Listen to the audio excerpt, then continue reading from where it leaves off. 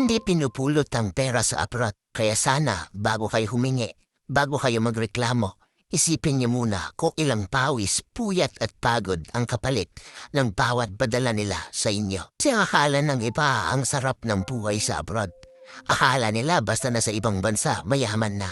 Pero ang totoo, maraming OFW ang halos walang tulog, nagtitipid at minsan kumakain ng tinapay araw-araw para lang may padala sa pamilya. Kasi yung perang pinapadala ni mama o papa, hindi yan basta numero sa GCash o remittance. Yan ang kabayaran ng mga gabing hindi sila makatulog sa homesick. Ng mga araw na gusto nilang umuwi pero pinipilit pa rin magtiis para lang may maibigay sa inyo. Kasi minsan hindi nyo alam. Habang nag-aabang kayo ng padala, si mama pala umiiyak. Kasi ang budget niya kulang na ulit. Si papa nag-o-overtime kahit masakit. Masakit ang likod, masakit ang ulo. Basta masakit. Kasi ayaw niyang maramdaman yung walang-wala sila. Kaya sana huwag niyong isipin na trabaho lang nila yan.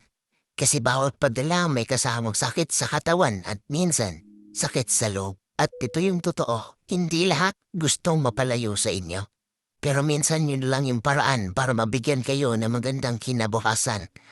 At kung di mo man sila nakikita araw-araw, tandaan mo, araw-araw ikaw pa rin ang iniisip nila. Kasi guys, hindi pinipulot ang pera sa abroad. Kaya sana huwag nyo rin sayangin yung pinaghirapan nilang ipunin.